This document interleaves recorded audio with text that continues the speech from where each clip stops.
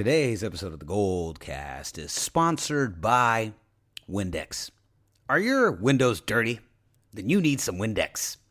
What you do is you take the bottle, you spray it at the window, and you wipe it down, and it's clean. So, get your Windex today. And if you use the offer code GoldCast Windex, you will get 15% off your next bottle of Windex, wherever great Windex bottles are sold. Don't actually try this, because if you do, you'll be disappointed. Raymond, before we get started, why don't you let them know, where can they find us? You can like us on Facebook.com/TheGoldCast, and you can also follow us on Twitter @_Goldcast, and you can also subscribe to us via iTunes, YouTube, and Stitcher, all under the same moniker of The GoldCast. Like, subscribe, and comment because we love to interact with you. Raymond, I like how, you've had a couple recent issues where you're having trouble getting through that. And I felt like this time there was a little trepidation, but I thought you really pulled it off. I just want to say that I'm proud of you. Great. Great. All right. So, as promised, this is our preview of Week 3. The homecoming. The 49ers are home. They are back. They are here. It is our first home defense. And guess who's coming to town? What was once vaunted Pittsburgh Steelers. Now, a more hobbled Pittsburgh Steelers. We're going to talk about it after the intro. But first, of course, the greatest fanalist in the game is here. Your professor of fanalism. He's in the building. Class is in session. Let's go. San Francisco, are you ready? This is the GoldCast.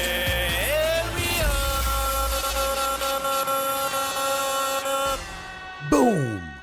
Welcome to another edition of the GoldCast. We are the voice of the Bay. I'm your host, Rudy3, and with me is my brother, my bro Chacho, my protein shake, my co-host, Raymond Solis the first, baby. Boom! Let's go. Oh, man. Okay, so here we are. We're recording this on Wednesday night. Niners win. I'm just kidding. 48-3. No. So let's talk a little bit about the psychology that we've entered right now. We've entered a different psychology, Raymond. Your professor of fanalism is here. Let me discuss the mind of the fan.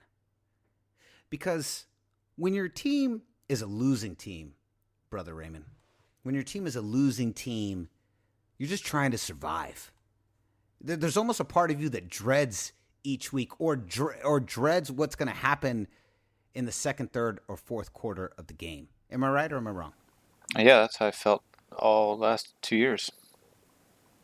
I mean, I would argue 3 years. I'd argue almost the entire existence of this GoldCast. We've dealt with that on the 49ers. And there's a sense of dread. There's a sense of frustration. There's this feeling that you're basically walking into oncoming traffic. And there's nothing you can do. You're just trying to survive. But as we discussed on our last GoldCast, when the team plays the way it did this past week, when it does the things that they did, when it looks like this 3-year Shanahan-Lynch journey is finally starting to bear some fruit, you start going into what I call true fan mode. And the true fan mode is you're not trying to survive. You're now taking the games week by week. So now we can't get ahead of ourselves. We can't look too far ahead. Our only focus this episode and today is on the Pittsburgh Steelers. Am I wrong or am I right? What are your thoughts, Ray?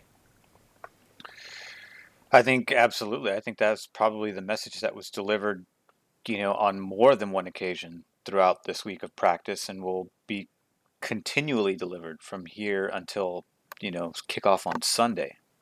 Because I know it's very easy to get caught up in the hype train. But, John Lynch and Kyle Shanahan have never given me the impression that they would ever get ahead of themselves like that. Even during the losing games, it was always one game at a time. perspective. So I imagine that to be the case here, and it has to be. And even as fans, I think you have to be too, because it's easy to get, just as much as a player is susceptible to getting ahead of yourself and excitement. I think the fan is even more susceptible to that, the hype train, so to speak. And that's something that, even though I'm like not part of the team and nothing I do or say has any influence or impact on the team whatsoever, What? I still feel like that I have to keep myself in check, because I don't want my overexcitement to somehow jinx the team's, chances for success. Raymond, you really touched on a great aspect of being a fan. And luckily, Raymond, your professor of fanalism is here to help break that down.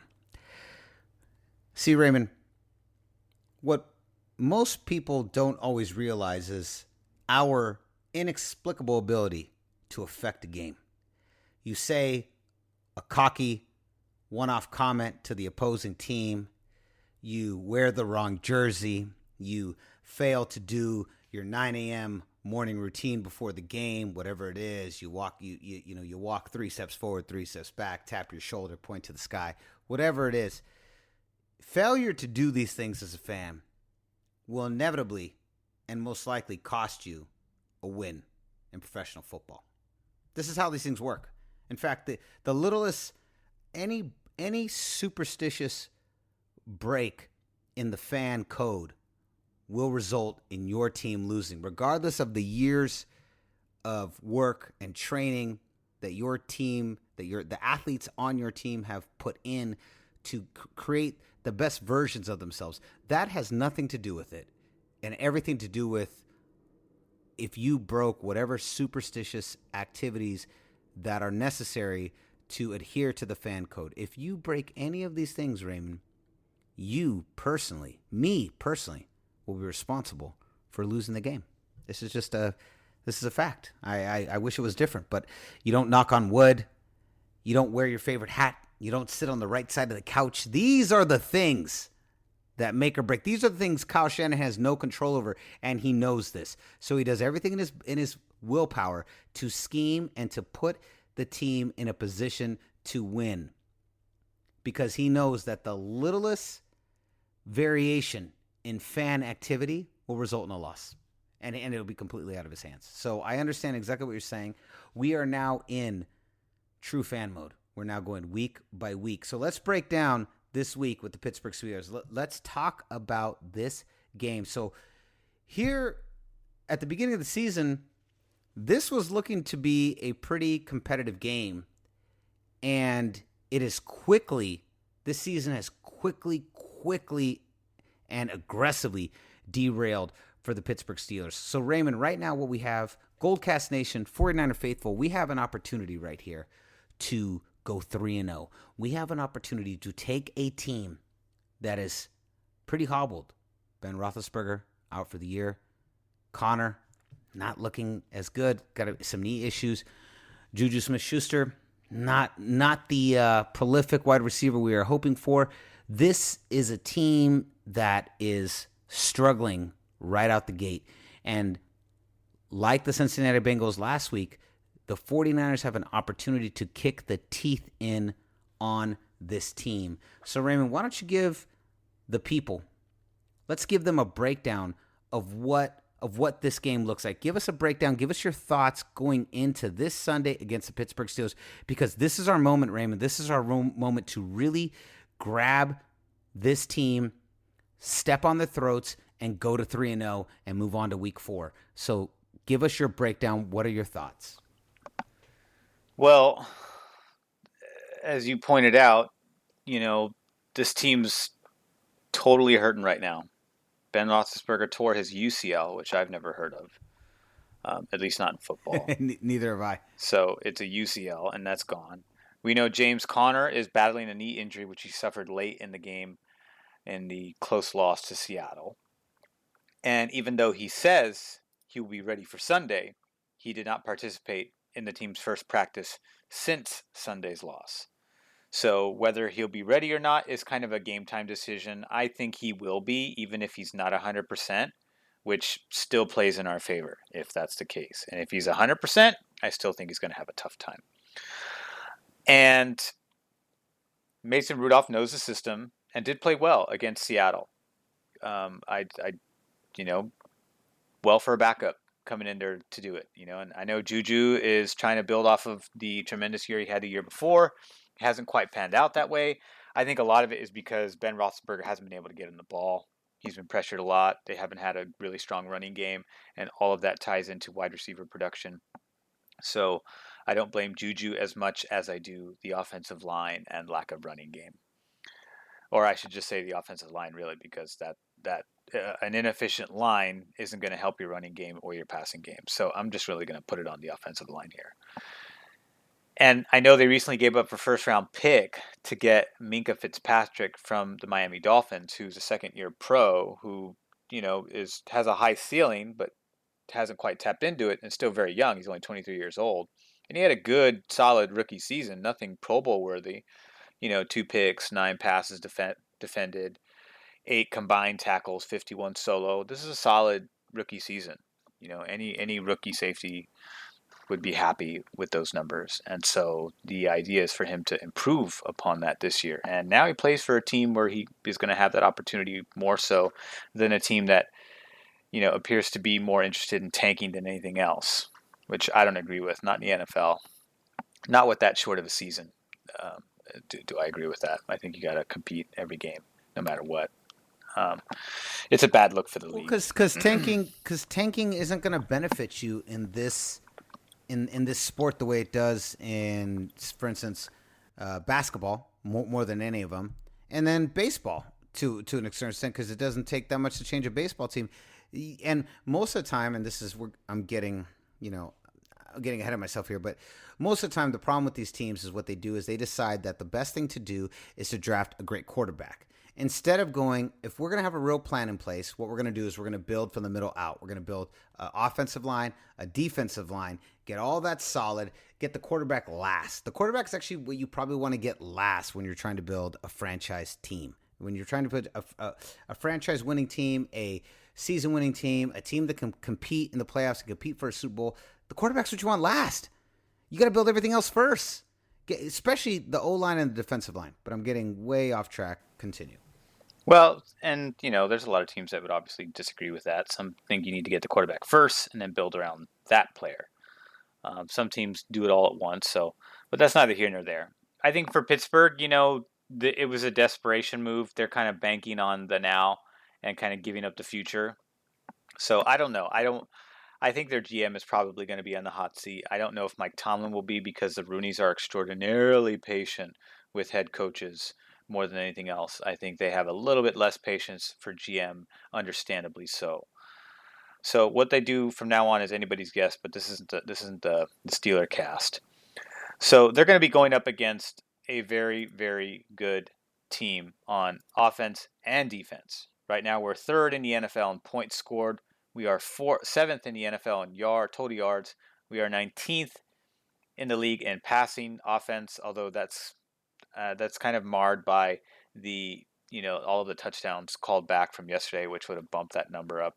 Probably would be more middle of the road, 15th or so. And of course, rushing game, which has been excellent through. It was pretty good late last week, and then it was excellent this past week with over 200 yards. Puts us in fourth best in the NFL. And then defensively, I think the defensive numbers really kind of speak for themselves more so than the offense, because the offense is just really starting to get going. The defense really has to play well out of the gate because you have to stop people, whereas the offense can get by, in this case did get by, on defensive prowess in week 1. We are 8th in points allowed. We're 9th in yards allowed. We are 14th against the pass. That's, I think the tape and individual performances would, I think, play a little bit better than that statistic would lead you to believe, and we're 8th against the rush. And Pittsburgh struggled to run the ball the last 2 games against 2 running defenses, for which we are either equal to or better than. So I think things are not going to get very easy for Pittsburgh coming in here. And I think they're on the road now. Steelers have a weird schedule where they started the season, it was like on the road, at home. on the road again, and then they're going to be at home. A weird seesaw travel schedule. That's got to be rough on any team. So for them to have to go to New England, get their teeth pounded in, come back home, win a tight one, lose a tight one to Seattle, and then lose your two best players by the end of the game, to now have to travel back to the West Coast over here in New England, or to not, I shouldn't say back, because this is their first trip on the East Coast or on the West Coast in our time zone to play an afternoon game. While they're hurting, they're like limping into this contest. So I think if I was the Niners, I wouldn't pull any punches, and I don't think Kyle Shanahan is. I think ever since his experience of really putting a little bit of the brakes on the Atlanta Falcons offense when they had the 28-3 lead in the fourth quarter, I think he's learned from that, and now he knows. And Eagles did this when they beat New England in the Super Bowl. It's like you can't give any opponent any chance whatsoever. And the Niners were still running a lot of their scripted stuff and textbook Kyle Shanahan stuff late in the game to really kind of continue to seal the win. And I think that's going to happen here. I don't think the Niners are going to respect Pittsburgh, because I think you have to. We know that they, even though they have a lot of talent on defense, they had a couple Pro Bowlers in T.J. Watt and Cameron Hayward, who have gotten off to a little bit slow starts this season. Cameron Hayward has 0 sacks. T.J. Watt has at least 1. We know Stephon Tuitt, one of their younger players, has 2.5 sacks. He's off to a good start. So they have some decent players on the defensive line that can cause some disruption. But I think that we kind of win that matchup on the line of scrimmage easily, in my opinion. So I expect the running game to be very strong. And look, here's the thing.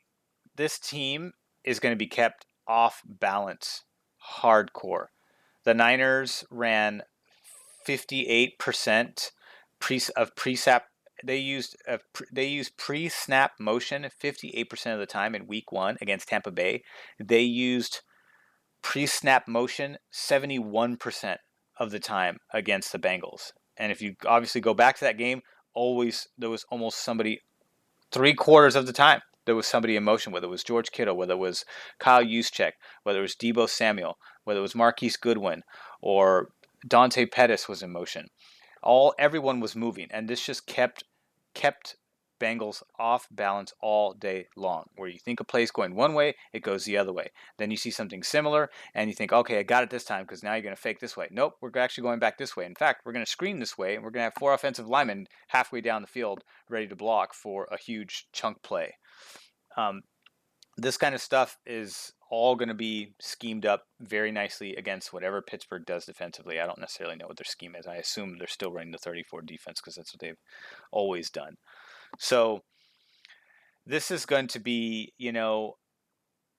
we'll get into final predictions later in the show, but I know that this is going to be, I don't know if it'll be the same result as last week, but I feel like the alignment of where Pittsburgh is right now, where we are right now, has every opportunity to duplicate what we did last week. They just have to stay humble, stick to the plan, and of course, above all, execute. So let's talk about that a little bit, Raymond. Sticking to the plan. As we mentioned in our last episode, we recorded on Sunday. It was released yesterday. We have 3 teams that are 2-0 in the NFC West. 3 different teams. Obviously, the LA Rams, Seattle Seahawks, San Francisco 49ers. It is imperative right now that we win this game. It is imperative that we close this out, that we take a team that is in as much disarray as the Pittsburgh Steelers, and we step on their throat, and we seal the win to go 3-0, because it is a tight race. And here's the thing. Let's look at the broader NFL, Ray. Drew Brees, down. Saints, down. Cam Newton, down. Definitely not himself. Panthers, not looking like a contender. Vikings, up and down. Atlanta, down. Green Bay, not bad. Defensively. We're only 2 weeks in. We all know that the entire season will radically change after September, after this month.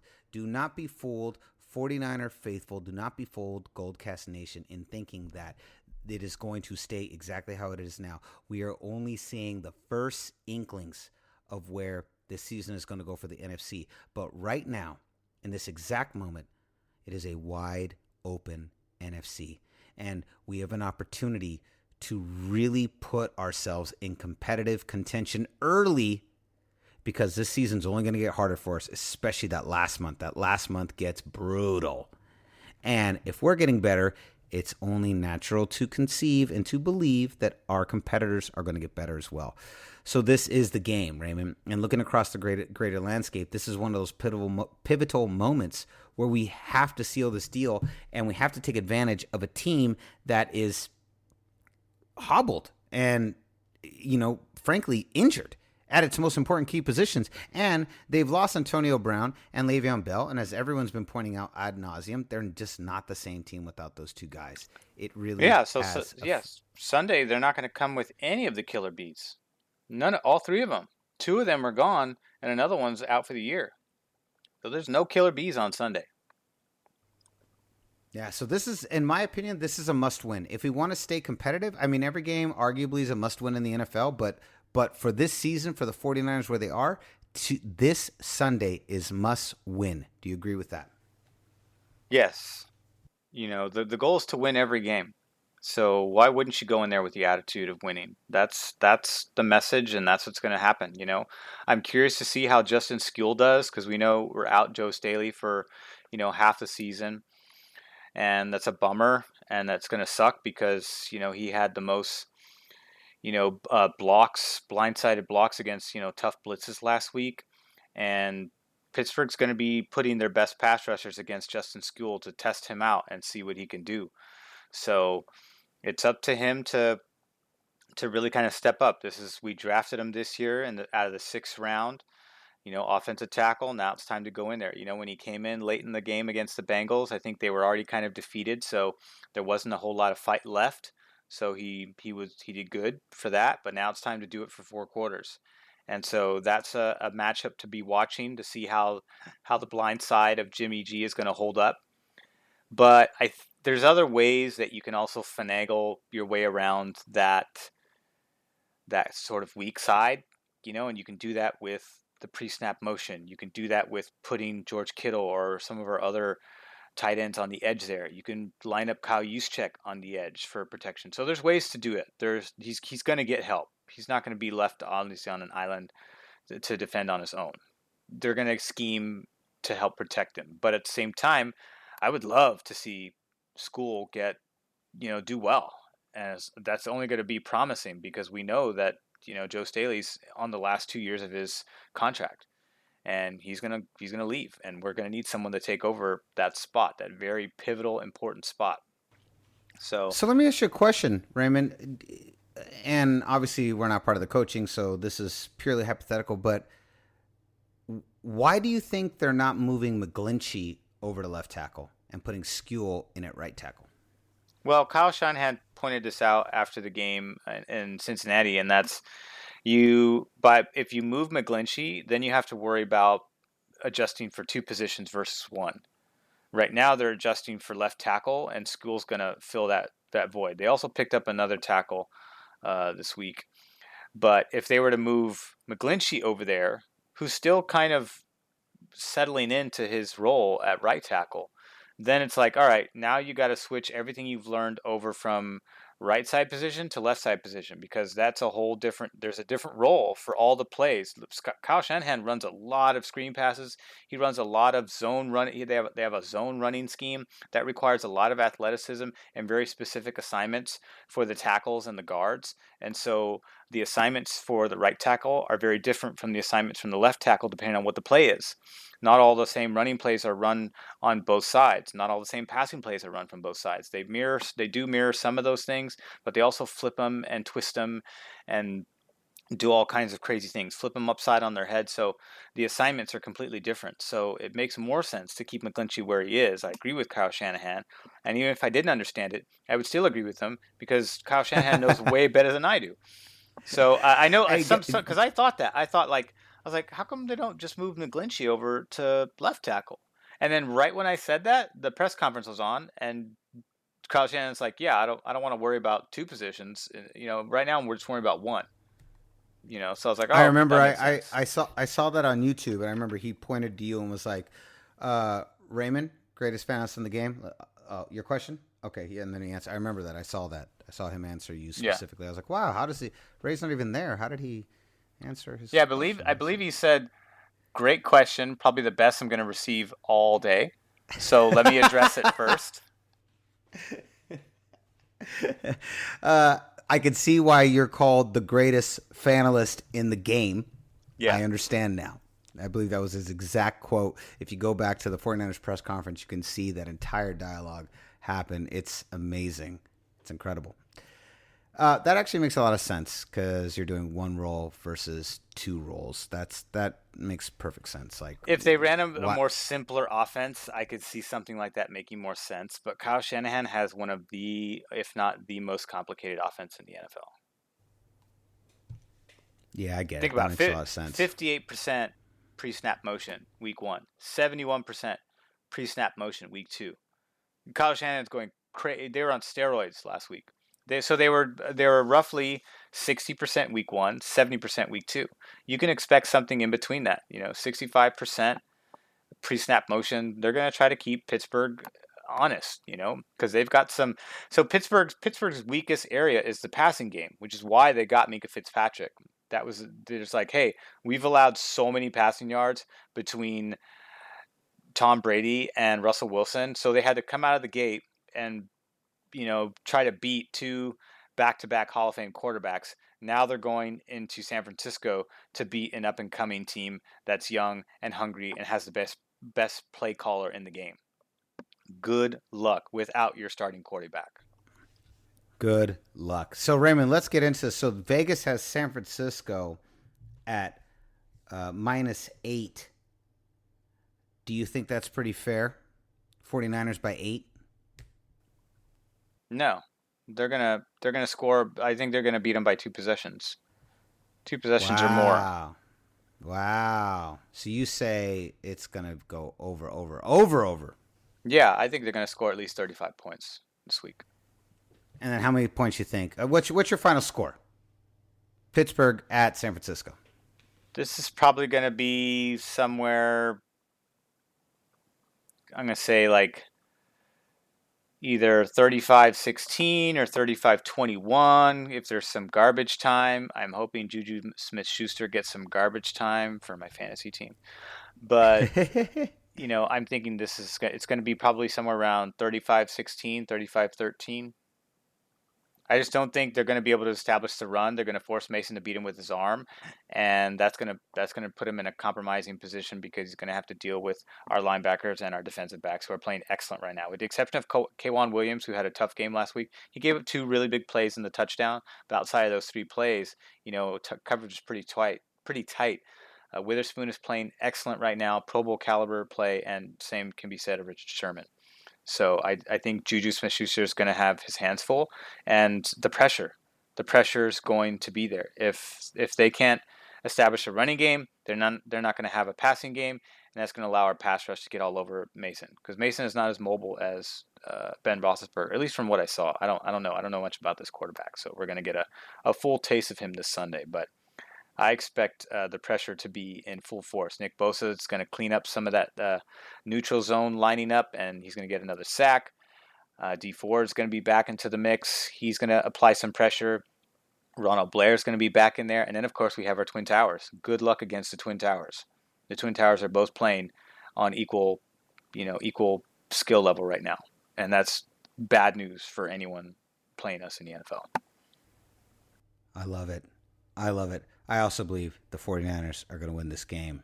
I think -8 is pretty good. I agree with you. I could see us winning by. I'd be surprised if it was close. I'd be really surprised. If it's close, then that means that some players on the Niners side perhaps underestimated Pittsburgh and didn't stay humble and didn't respect them coming in there. I think you got to respect this team. This team does have talent. Joe Hayden's a good cornerback.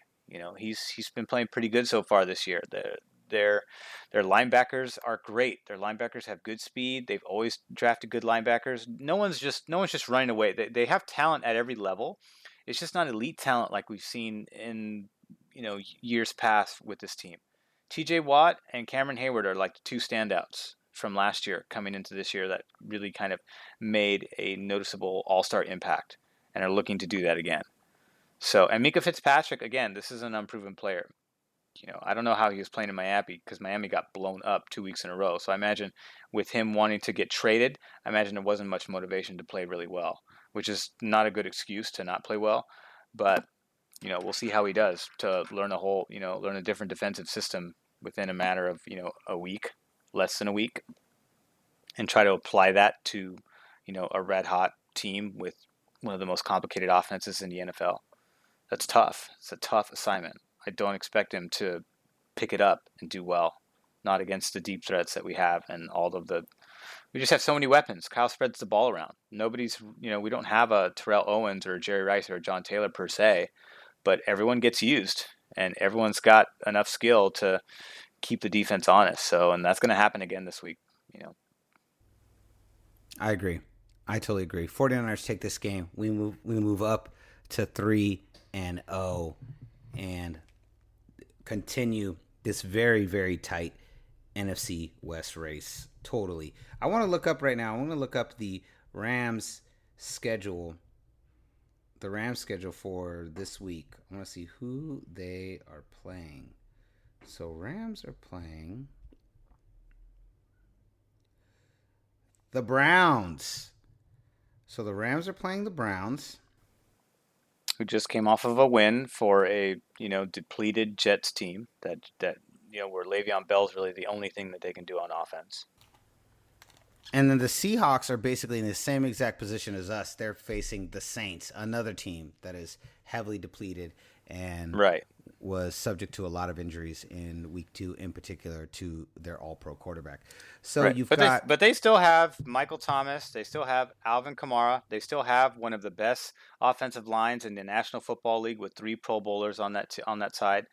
They have some good, and they have a defense that's still very, very, very good. That team is much more. I mean, remember, Pittsburgh did not make the playoffs last year. They had a winning record. I think they were 9-7 or 9-6-1, but they didn't. They missed the playoffs for the first time since I don't know how long it's been for them. But New Orleans is knocking on the Super Bowl door. So even though they're down a quarterback, that's not going to be an easy game for Seattle at all. Just because I don't trust Teddy Bridgewater, but I trust his playmakers if he's able to get them the ball. If he can get them the ball, then Kamara and Michael Thomas can carry him to a competitive. Yeah, but that's a big if, right? It is a big if. But if he gets them the ball, they can carry him to a competitive matchup. The question is, are they able to do that? And how is Sean Payton going to use Hill? Because I know he said he wants to use 2 quarterbacks, so he can scheme up. And Sean Payton's obviously a great play caller and a great play designer. Not as good as Kyle Shanahan, but right up there as top 5 in the NFL. So his ability to get something out of using a dual quarterback system, I wouldn't be surprised. That's not going to be easy up there. And they're playing at the Dome. The whole team, in addition, excluding Drew Brees, also seems to play better in the Dome versus when they're on the road too. So they have a couple of things going for them. The question is, will Teddy Bridgewater be able to competently facilitate the offense? Well, that is the question, and I think he will not, and I think the Seahawks will win, and I think what you're looking at is 3 weeks in a row of all 3 main players in the NFC West all going 3-0, which would be insane. Yeah. I hope so. I think it's going to come down to the division games with these 3 teams. Yeah. It is, and that's go to the Saints cast to get the rest of the analysis on that game. Go to the Saints cast. After Pittsburgh, we have Cleveland, and then we have after Pittsburgh we have the bye. Then we have Cleveland. It's such a weird time to have a bye. I don't like the early bye. I don't like it. It sucks. I'd rather get a rhythm of half the season and then do your buys. Totally. Absolutely. I prefer the bye right at like week 8. That's the best place. Yeah. Now, granted, of course, you can get that every year, but the Niners usually, I'm not sure. We've had late season buys the last few years. Yeah, that's It's the pretty earliest common I've for seen us. in a while. Yeah, this bye definitely sucked. But definitely, we believe the 49ers will beat the Steelers and move on to 3-0. What say you, GoldCast Nation? What do you think is going to be the final score and the winning team this Sunday? How important is this game? Is this a must-win game for the 49ers? Let us know in the YouTube comments, youtube.com/thegoldcast. Raymond, any final thoughts? Go Niners. Another Go convincing Niners, win. baby. Another convincing Let's win go. in the books. Yeah, or let's going do to it. be anyways. That's right. So concludes another edition of the GoldCast. We're the voice of the Bay. I'm your host, Rudy3 III, and with me is my bro Chacho, my protein shake. Raymond Solis the first, baby. Boom. We'll see you next time. Same GoldCast time, same GoldCast channel, even though those times and channels change all the time. Very true. This is the GoldCast.